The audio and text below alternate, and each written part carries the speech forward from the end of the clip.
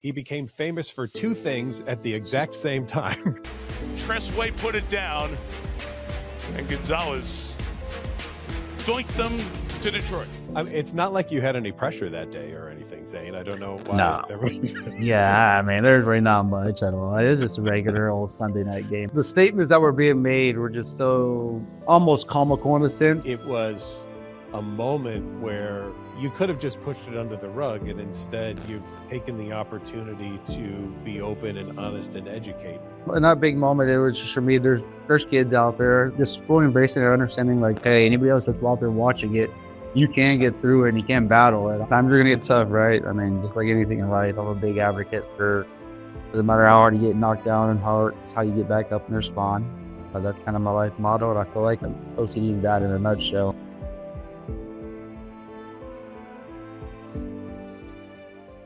You've probably heard of OCD, but you don't know that OCD isn't really just about cleaning and organization. It's actually debilitating. It's a condition that causes intrusive, persistent, and really sticky feelings and thoughts that can seize on any topic, from romantic relationships to illness to spirituality, and really anything that matters to you.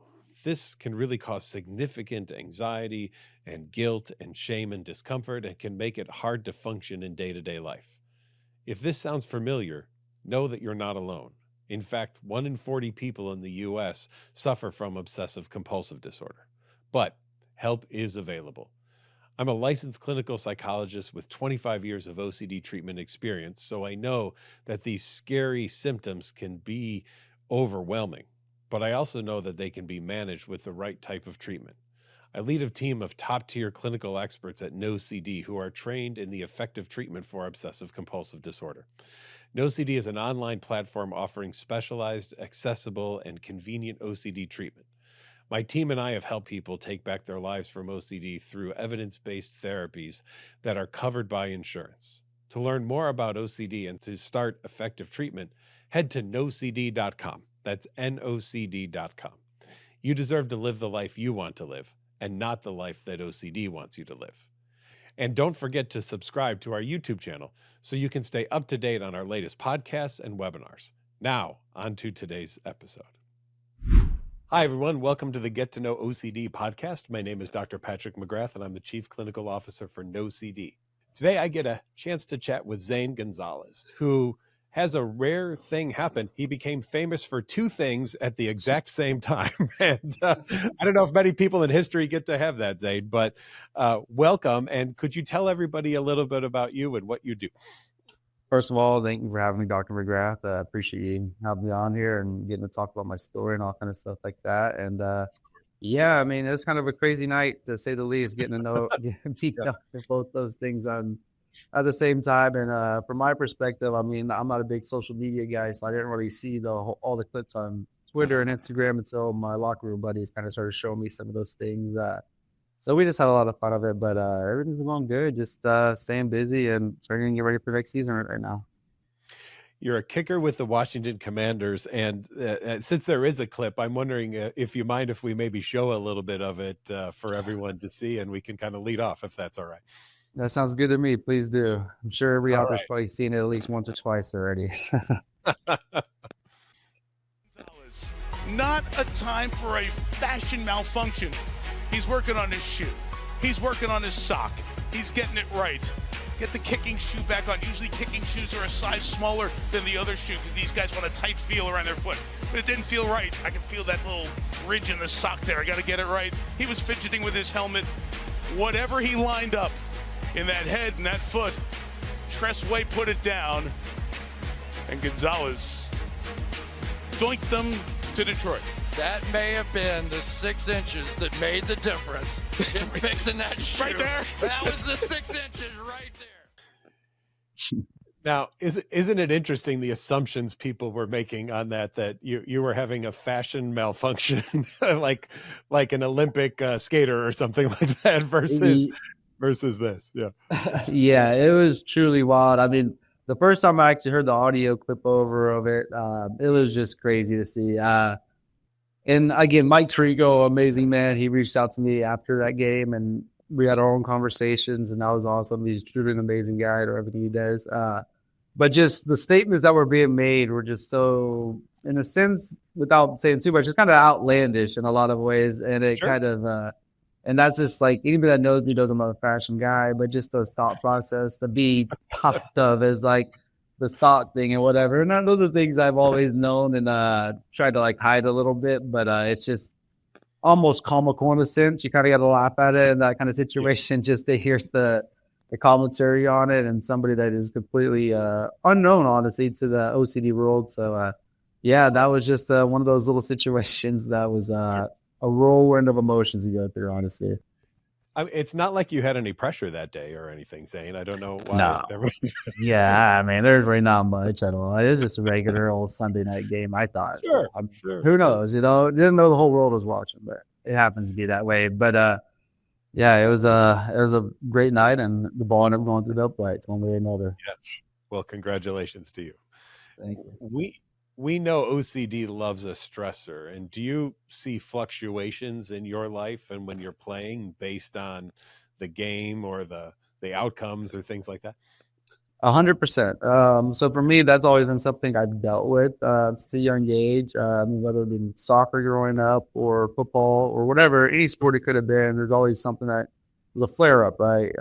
So it's just whatever it may be. Like as a kid in soccer, I used to like bend over backward and squeeze my head, kind of pretty much all kind of crazy things. But anytime the pressure kind of builds up in those things, I noticed the older I've gotten, there's just little cues. So like as a younger guy, I kind of would just didn't know how to handle it, just kind of just answering those calls. And anybody with OCD kind of knows those deep, dark thoughts that come with it. Like if you don't do this, the worst possible situation happens. And you can only imagine that in the football world where being a kicker, if you miss this, you don't do this, you miss this kick, it's a direct relation. And it's kind of that kind of little thing. So going to that situation on Sunday Night Football, it was, I would say it was like that times 10, a little amplified. But in that situation, I was fully aware of what was going on, and it may not seem like it, but I feel like I had really good control of everything in that moment. The socks thing is something I've always done since high school. Anybody that's been on the sidelines with me, I've always seen it and kind of always gave me a little grief about it. But anybody that I've sat down and explained to what I'm trying to do understands it. Kickers, in particular, with their feet and their cleats, and just making sure it fits just right. And honestly, just for me, like those little cues going into it help out so much. And then going on the field, the squeeze in the head and the comb over hair thing, that is prototypical Zane Gonzalez across all sports since I've been soccer, basketball, football. So those things have always kind of stood there. And I mean, when those stressors do come up, it's just for me being an adult nowadays, I just understand, like, hey, this is what's going on, and fully understanding it and trying to attack it the best way I can and trying not to have it completely overwhelm me and take over my body. Because people do know with OCD, sometimes your body can shut down and you'll get a little nervous and get a little cramped up or whatever it may be. So just being able to free flow it and owning it. So that's kind of the way I attack it. So it sounds like then OCD's been a part of your life since you were younger. Yes, sir. Yeah, it's been a part of my life pretty much as far as I can remember since about third, fourth grade, I would say. What were some of the first manifestations for you, and when did you kind of realize that this had a name? The first manifestations were just a lot of stuff in grade school. So I think I've told the story a couple of times, but anytime, like, my big thing is being a perfectionist. So anytime I'm like writing a paper, whatever happened, the A's, the E's, the I's had to be perfect. And if they weren't, I would have to erase it, rewrite it, erase it, rewrite it. And there was a big flare up, I want to say, when I was like in fourth grade, where I was writing the same E for about 3 hours on the paper. And my dad came in the room and saw me crying, about to flip my desk over, didn't know what was going on. And he just told me, he's just like, hey, man, like, I know what you're going through. He doesn't have OCD, but my mom's side of the family tends to. So he was kind of aware of what was going on, but that was his first time actually seeing it in his son. So he kind of in that moment saw that and was like aware of what was going on. And he handled it in a good way. I was like, as a kid, he just took me out of my room, told me to get outside, you know what I mean? And then go play football or soccer, do something, get my mind off and come back. But as a kid, you really didn't know any of those things. Like, hey, you didn't notice to step away. You're just so mentally locked into what is going on. You're almost trapped in a sense. And then further that on to when I started playing competitive sports in junior high and stuff like that, or competitive soccer, traveling, there was a lot of situations where they'd be traveling or tying your shoes 10 to 15 times, or left foot doesn't feel as good as the right foot. And then it's just, the whole pack you can go down, and then those dark thoughts trick in. So as a kid, you would have those thoughts of like, if I didn't do this, I would miss a kick, I'd be cut from the team, my career would be done. Or even then you just kind of go down a path where nowadays, I mean, it's even stuff like brushing your teeth. If you don't, like, my wife getting stuff all the time nowadays, just about brushing my teeth, and that's like my new tick that just flared up recently. And it's just like, if I feel like if I don't do this side as much as this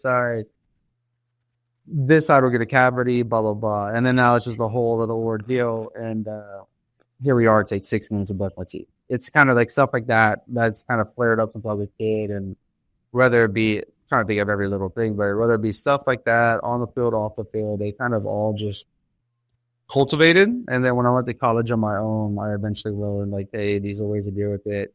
Met with some psychologists, and pretty much just allowed me to understand, like, hey, this is a thing that you have to deal with, and it's virtually not going to go anywhere. But just the understanding of it and educating myself on it. And then lastly, realizing I'm not the only one in the world with it. So just all helps to that. Yeah. A lot of people will think of symmetry like you're describing as maybe, oh, if the picture on the wall is crooked, I've got to straighten it. But you've really shown that it could be all parts of your body, the way things feel.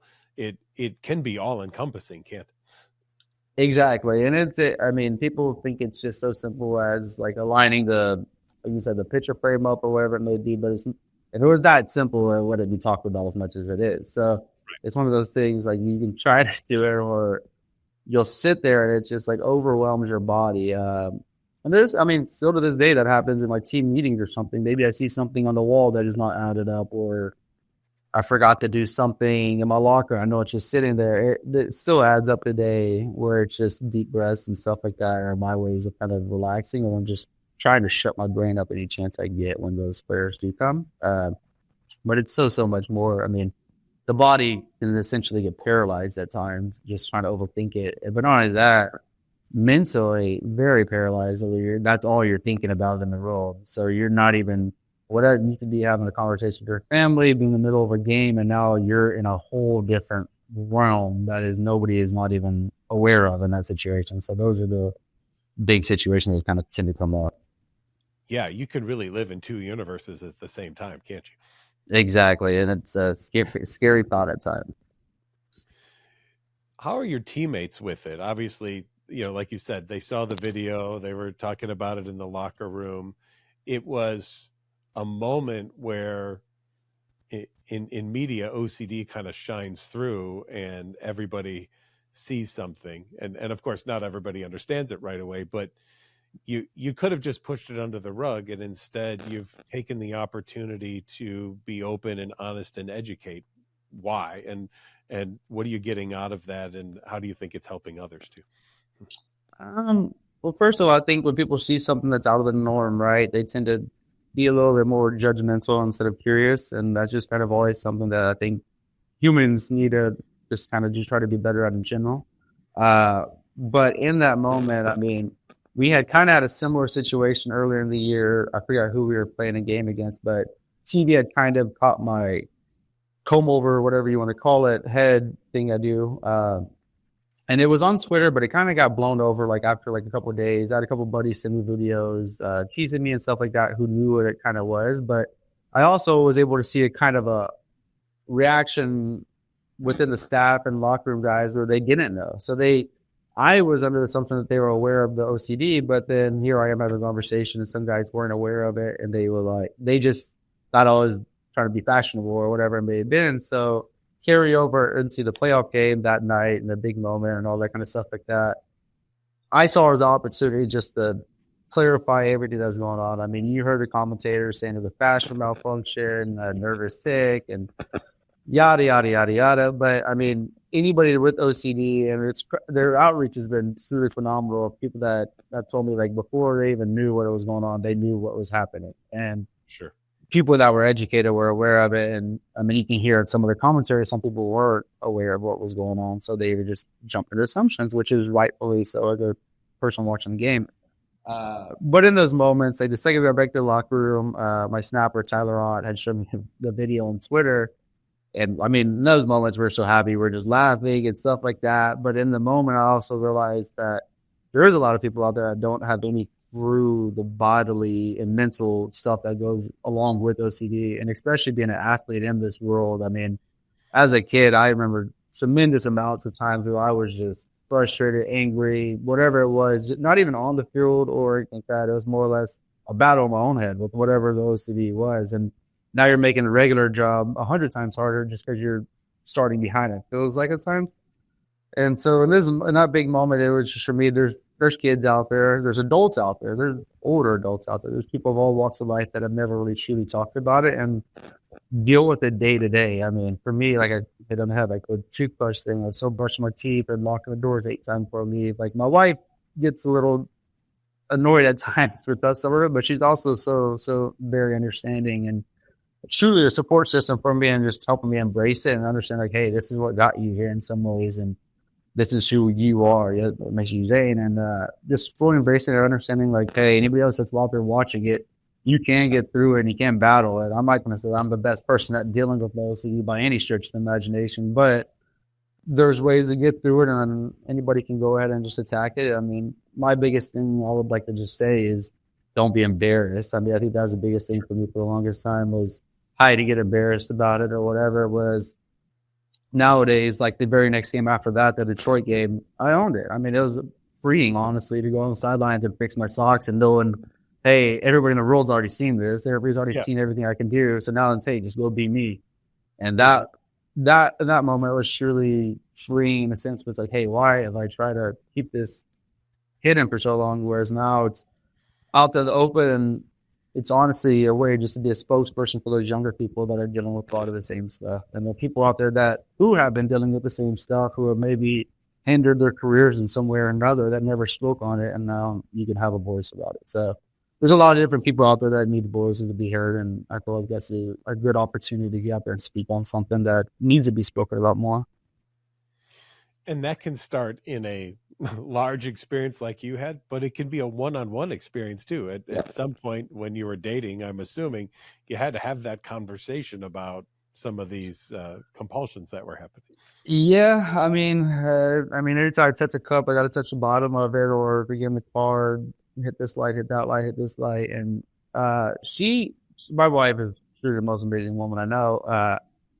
But for her, like just for her to see that stuff, and not be judgmental. She was really good about asking, like, hey, what's going on? Like, what is this? Or is there something I need to be aware of? Or whatever it may be, instead of being like, she could have handled it a lot different where she could have been like, oh, this guy is kind of weirding out a little bit in some ways. Yeah. But just having this conversation, like letting her see it and just let her see the natural state of how it just affects you and like my mental side of it, I think it's really been good for her as well, just to like open her mindset to it as well and helping me out. And then, you just have to have those conversations. I mean, at the end of the day, you just got to hope that somebody's willing to listen and also not just judgmental. There's some people, they'll just jump to, oh, it's just a nervous slip, or oh, it's just that, when there's so much more to it. Yeah. And the outreach that you've gotten, obviously, it has to be validating in the sense that you're not alone. But I'm assuming you've heard from people that also feel like for the first time, maybe they didn't feel alone too.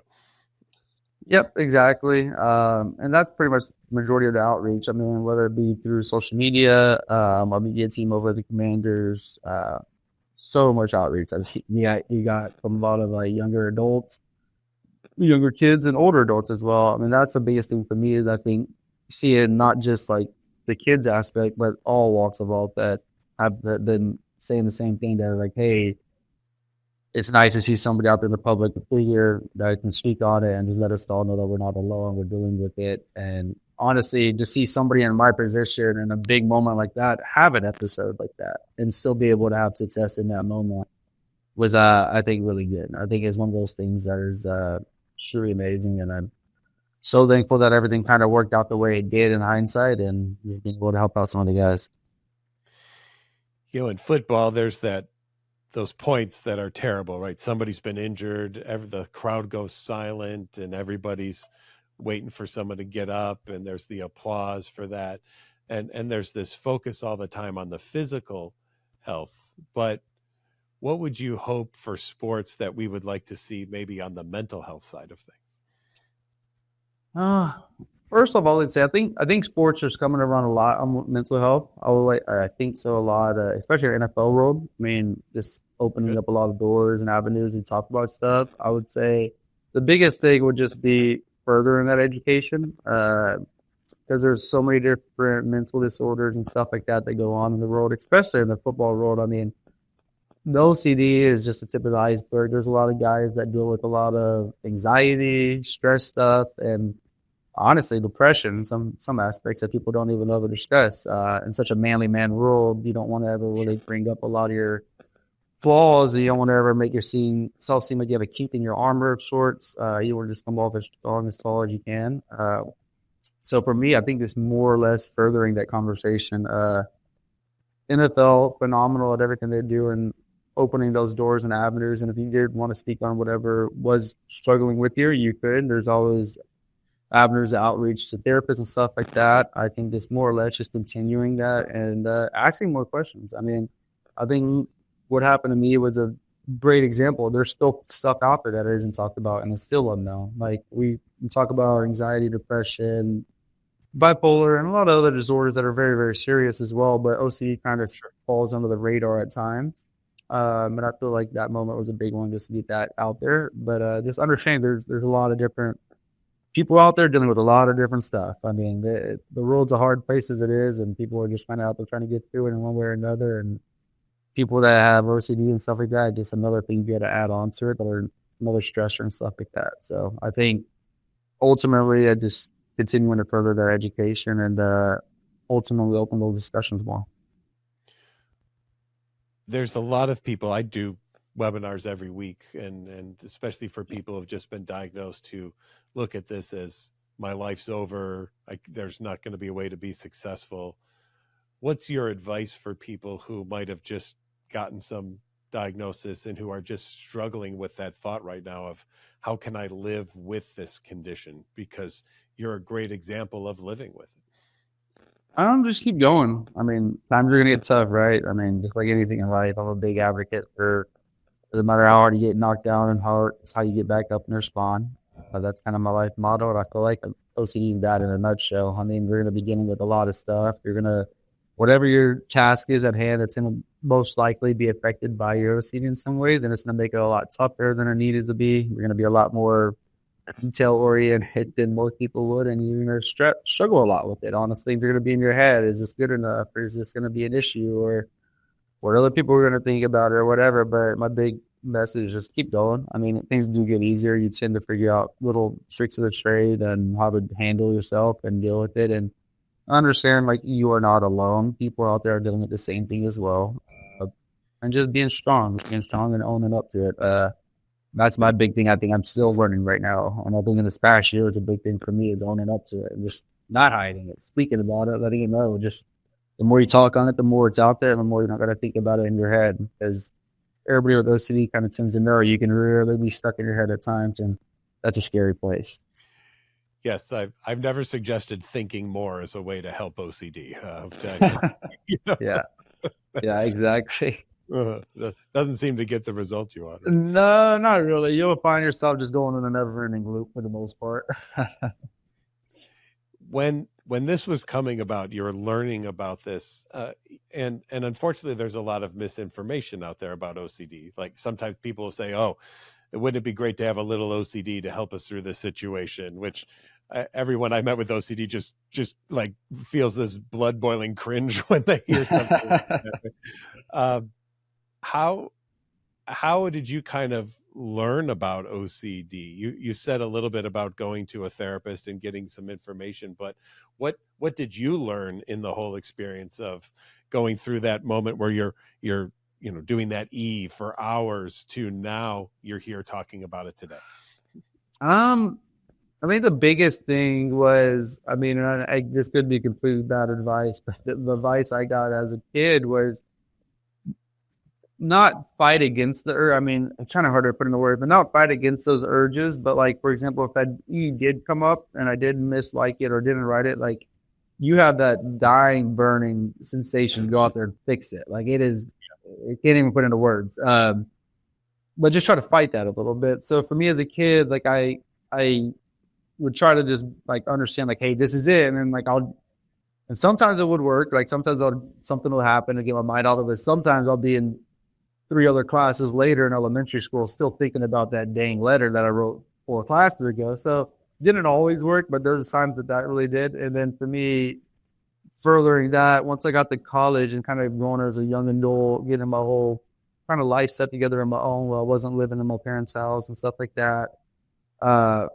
Just ownership and just kind of communicating it and letting everybody know, like, this is what, like, you're going to watch me flip the switch about 5 times. This is what's going on. So you're aware and not also just sitting over there judging or whatever might be going on. And for me, just kind of getting out in front of it is a kind of a big way to go about it. Just open-minded about it. And then also, I've just been blessed with a lot of good people around me. I mean, my college roommates, I mean, they're 18, 19-year-old kids. They didn't have to be as humility about it and like understanding and stuff like that. But they awesome. And they got better than I at it. They just, oh, you can kick a ball? All right, cool, good to go. So like that was kind of more or less the attitude of that. And between me and all my friends and stuff like that, I think now I'm saying a lot. The biggest thing probably is just getting in front of it. Just having that conversation, having that open dialogue. Because like you said, if you just keep in your head, you're going to go nowhere. So, I mean, you get out there, conversate about it, and just address it and understand, like, hey, it's not going to go away. I mean, it's stuff that you're going to continue to deal with. And just kind of get through in a certain aspect and just realize you're not alone. That's a big thing for me. Yeah, and I like what you said, too, about, almost living with it, right?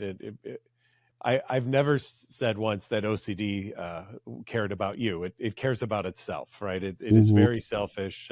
It only wants you to do compulsions. And one of the hardest things anyone with OCD will ever do is to deny OCD a compulsion, because it can get very demanding in your head, can't it?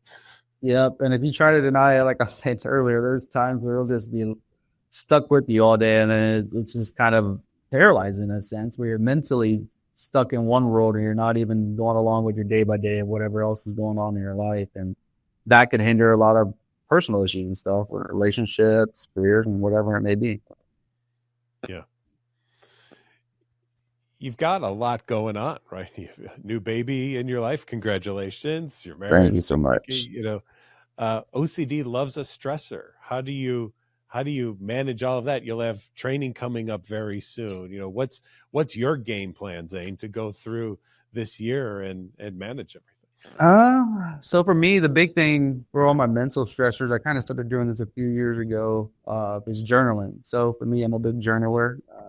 I write almost every day, or at least try to if I can. Awesome. And get some of those thoughts out, compulsions out, right? So you just kind of just talk through it. Rather, if you don't have a person in the room to talk to, you can kind of just write down the stresses. So for me, it's more or less like I'm talking to my book. So I'm just like, not a Dear Diary, but kind of almost, in a sense where you're just kind of saying the stresses going through the day. Like, this is what I got going on. This is what I have coming up. Luca, my son, might have something going on. He is sick last week, which is a whole issue in itself. And just kind of getting those thoughts, information, whatever it may be, on paper and out of your head, and just letting that sit. And that's a good way to start your day, for me at least, because there is a lot going on. I mean, a lot of people have a lot of stuff going on in this world. Sure. But between the traveling, relocation back to DC, to Houston, training, raising a baby, trying to be the best husband I can be to my wife, all those kind of things. There's so many different things. So just having a good grounding thing for me, whether it be the journaling at the beginning of the day or any of the day, or just relaxing and having conversations with my wife from time to time was really good for me. And then just I enjoy my quiet time at times, or whether it be reading a book, going for a walk, cardio, stuff like that. Yeah. It's kind of hard to think about your OCD when you're running 2-3 miles because your brain's all over the place. So those are ways to kind of get away from it a little bit. So for me, those are big things. But I would say my biggest thing is my journaling. And I've almost got 3 full journals written down now, and I cannot wait to pass them on to my son when he's older, so he can kind of read all the crazy thoughts his dad had going on and kind of hear all these little stories and and pray he doesn't have OCD, but if he does, he will learn some tricks of the trade too, and I'll be there to help him out every step of the way. I may see a book deal in your future here, Zane, too. Yeah, that'll be nice. That'll be nice, but we'll see. Yeah, journaling can be a helpful thing for folks to be able to write something down, acknowledge it, and then move on, and then hopefully be able to use the journal to recognize that they don't have to go back and think about it again because they've already addressed it. Before we wrap up, I think it's really important, and a lot of times when we do these podcasts, we might have some specific people we're talking to. So I wanted to focus a little bit specifically with you on families and kids and athletes, particularly, who deal with, and we've talked a little bit about the stressors of all the physical things that you have to go through. There's the mental side of being an athlete. I've always joked, if you want to ruin your golf game, think about your golf game. That's the greatest way to have a bad round of golf or anything. Yep.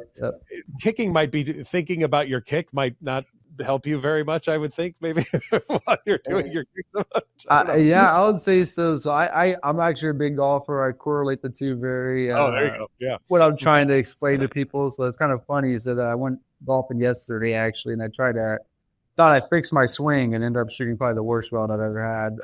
So I definitely get the whole thought process behind it. But similar to kicking, it's kind of one of those things they can practice. You can kind of overthink it, you can overcorrect or whatever and stuff like that. But in those pressure moments, you got to trust the stuff that you came to the game with. And the way that I look at it is like you're only as good as your worst day of practice, right? So yeah, anytime you can go out there and just trust your trading, and that has nothing to do with OCD. That's all the prep work you put in, the hours in the gym, hours in the field and stuff like that. There's have that confidence with it, because if you go out there and now you're starting to think like, hey, if I do this or do that, like the ball goes further, or it's windy today, I did this today and now the ball's kicking this way. It's like, no, just trust your process and kind of stick with what you got, because it's very easy to feel and then convince yourself something, whether it may be you felt something different, the foot off your ball, or the ball off your foot a little different this time than your last time, and then now you're trying to overcompensate, and then you can't do any of that. Kicking is a very mental sport, just as golf is. And so my big thing is within that, and like you said a couple of times, OCD loves those stressors. So anytime anytime you can put yourself in that, it'll sense it and it'll add something to your plate that you're already dealing with. And then when that does happen, again, just revert back to the training that you had already been to. So for kicking, it's just I've kicked a million balls in my life, trusting that process, and in a word or two, just saying shut up, and you know what I mean, just kind of shut up for these 2 seconds and I can lock it out, because people always try to say, is it always there? Yes, it's always there. There's never a time when it's not there. So right. It's more or less you're constantly kind of dealing with that battle, and it never goes away. So at some point you get a little bit more comfortable, confident with it, and just adjusting it. And that's probably we're speaking, but not to revert back to it, but that's the part where with the kid that is tough, because like there's younger kids out there that don't know that and don't know to understand it, and they may or may not have had success in the sport or whatever it may be, and now they're blaming this OCD as the reason for this failure of some sort or aspect or some sort of hindrance, and then now that will carry over in other aspects of life, and can't let that happen. You just kind of got to trust everything you got going on. And with OCD stuff like that, like I said, at some point you just got to tell it to shut up and just trust your swing and not try not to overthink it, because the second you start overthinking and letting it take a hold of you, that's kind of a slippery slope. Yeah, and I think that's one of the weirdest things for people with OCD is that it's hard for them to accept the fact that you're not going to win an argument with OCD. And the best way through OCD is just going, okay, and moving on instead of Yep. trying to defeat it, right? Exactly. And that is the textbook, way easier said than done. Yes. Oh, indeed. Yeah. So, but yeah, that's exactly how you kind of deal with it in a nutshell. I mean, you put it in better words than I did, but I'm over here saying shut up. But yeah, that's the best way. You just kind of ignore it and let it go. Because if not, it'll take over your body, and then that'll affect virtually everything else along that line. Yeah.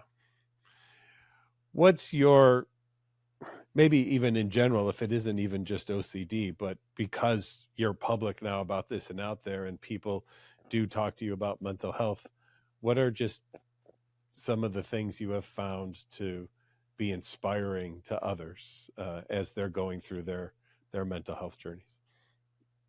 The biggest thing I find inspiring to others is just, I think just attacking everything head on. I have no fear about the whole aspect of it. Again, it's easier said than done. I mean, I'm still growing, still learning, still trying to adapt, still finding out different ways I can attack this thing that we're all kind of dealing with. So for me, the biggest thing is just kind of engaging it, talking to people about it, allowing other people to know that it's there, and then two, attacking it and letting you know, like, hey, you don't have to let this thing kind of affect you to where you're afraid to do whatever it is you may be afraid to do. You can kind of flip the script on in a sense, kind of attack it head on. And if you do that, it's way harder said than done, but that's kind of ultimately the only way to get by it. Because if not, you're just going to let it restrict you for everything you do in your life. Whereas that's not going to be no good for anybody in all the aspects. And take away OCD, that kind of goes in all walks of life. You just kind of don't let something kind of scare you off, but kind of just keep on going and attack it. And if you really do want something not hard enough, you can kind of get through it. And whether it be a professional business or just a day-to-day job or whatever it may be, just kind of understanding like, hey, it's here. It's not going nowhere, and just attacking it and having humility within that, because that's another big thing for me is kind of being able to laugh it off or just kind of have jokes about it. Because the second you take it too serious, it's gonna take over that as well, right? So then you kind of deal with something else. And so for me, just the humility and embracing it and attacking it is the big thing for me, I'd say. And I think there's been a lot of great feedback within that, especially post game, directly mentioning it, talking about it, and interviews, doing all the stuff that came along with it. Tremendous fans reaching out, writing letters, sending stuff back and forth. Opening up that communication was truly awesome. So just hearing all that feedback and helped me probably just as much as it helped everybody else. And whether everybody else knows it or not, I mean, we're all in this together. We're all dealing with this kind of stuff. So anytime you can help one person out or another, it's truly awesome. I feel the same way about my job too. So absolutely. Yeah. Super Bowl predictions for this year, Zane? What do we got? I mean, gotta go Commanders, right? I gotta go Commanders. Of course. Don't really. Not gonna worry about the other side. We'll figure out the AFC opponent when we get there. But right now, we just gotta continue doing what we're doing, and I think our boys are ready to roll. A little disappointing into the last game, I'd say. Other than that, it was a great experience. Well, I think everybody in that locker room is ready to get that going. I think everybody left that last game in Philly with a little sore taste in the mouth, and sure. I think everybody's ready to get going, especially after watching this past Super Bowl. So I think I got to go Commanders versus whoever by 10. You know, got to get myself that Commanders field by goal. 10. You heard it here first, everyone. Commanders by 10. Doesn't matter who they're playing. Commanders by 10. That's awesome. Well, Zane, thank you so much for spending some time with us today here on the Get to Know OCD podcast. I really appreciate it.